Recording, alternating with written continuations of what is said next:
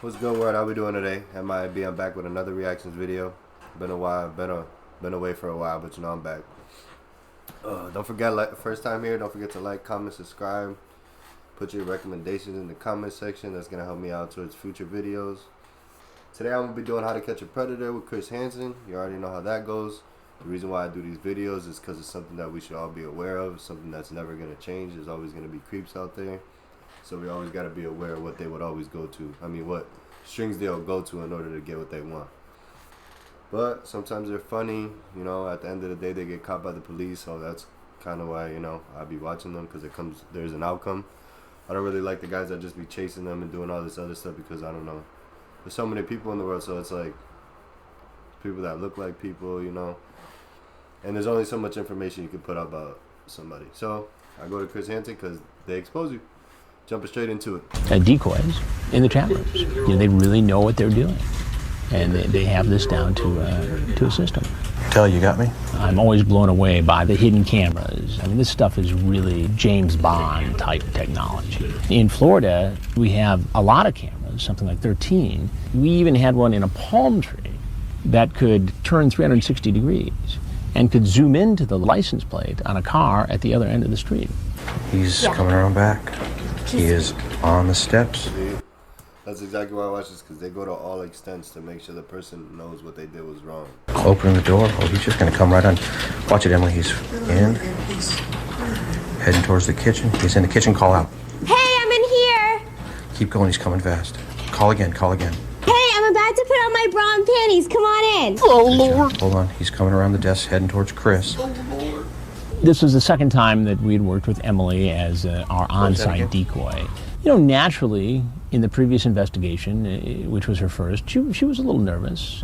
With that under her belt in Ohio, she was much more confident in Florida.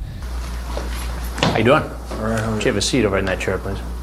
And if you don't know, the little girl that they use is not a little girl. They're just like actors or like theater actors, or they'll be like 22, but they look young and they just theater. They know how to do theater, so they're good at doing this. Good, please sit down. Put your hands up top so I can see them. What are you doing here? Just coming to meet somebody. Who are you coming to meet? Just a girl.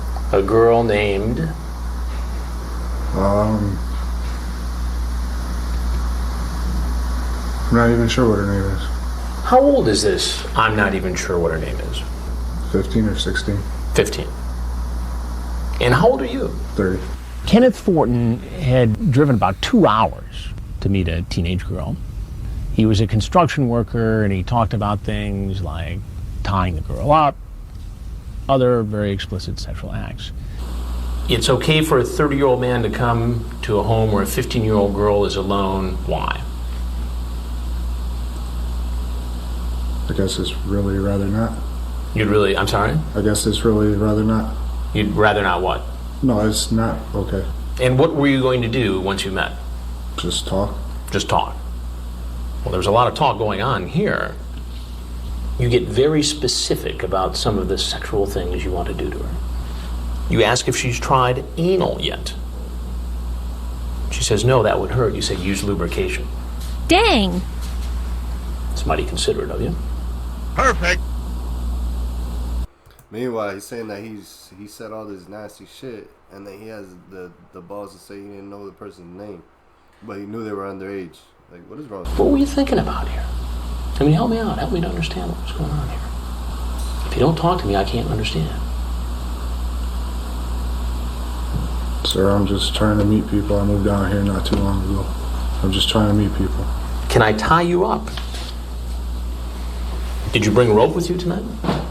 I have rope in my car. You have rope in your car? Yes, for my job. For your job? Yes, I also have a bunch of tools back there. I asked him about some of the things he said online. Then he starts to open up. And then we find out that, in fact, he did bring rope. He did bring duct tape. He brought all those things he talked about using in sexual acts online with this teenage girl. You talk about using the rope in various sex acts with this 15-year-old girl. What would have happened if a 15-year-old girl was here and I wasn't? Same thing that's happening now, just talking. Just talking. Just talking. Do you see why that's very difficult for me to believe, based on this chat? Yes, I do. That's the guy's honest truth, though. But why should I believe that? Because I have a 6-year-old daughter that I'm trying to see. You have a 6-year-old daughter. Yes. How would you feel if a stranger came into your home? I hate it. I hate it. You could get upset with some of these guys because of what they had up their sleeve, but you know, I'm not there to do that. I'm there to figure out what these guys were going to do and what was going on in their mind. And I think by understanding what goes on in the mind of a potential predator, you can better understand how to protect kids when they go online. Sounds like you're encouraging Yeah, that's exactly why I do reactions to these videos. her to do something she's not currently doing. Read that where those marks are right there, out loud. Can I see you naked? I'm sorry? Can I see you naked? Jeez. Go on. On Friday? Yeah. What do I get out of it? Pleasure-filled night. Wow. Now those are your words, right? Yes, sir. Okay, so why should I believe that you didn't come here to have sex with this girl? Because that's not my intention. I swear on my daughter that I was just planning on coming over here to talk. Did you bring marijuana? No. Are you sure? Mm-hmm.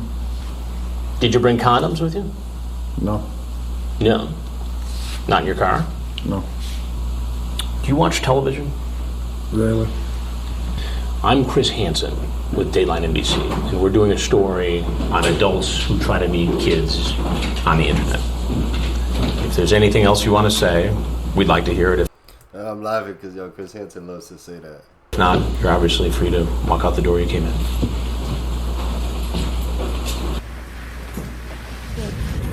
Get down! On the ground! Get on the ground! Get down now! Police, when they searched his truck, found duct tape, rope, condoms. Could those things have been in his truck because of his job? Possible. But when you consider in his chat that he talks about using them, you know, with this teenage girl, you have to wonder what was going to happen if we weren't there and a teenage girl was. When I asked Fortin about what he brought, he denied having, you know, condoms or drugs. Well, as it turned out, he in fact did have drugs and condoms. Wow. You think any narcotics on you, sir? I'm sorry. You think any narcotics on you? I thought they took that stuff out. In Florida, we were able to, you know, videotape each element in the process, from when the guy showed up at our house to the arrest. We had cameras at the processing center, then we had cameras in the courtroom. Kenneth Fortin, you're charged with attempted lewd and lascivious battery on a victim 12 years of age up to 15 years of age and obscene communication by use of a computer service to seduce or solicit a child. Does he qualify for the code offender? Yes, Your Honor. There's probable cause on all charges. There's a $40,000 bond. Yeah, $40,000. That's what they deserve. Appreciate everybody tuning in. Again, first time here, hit that subscribe button and tune in for the next one. Check y'all out.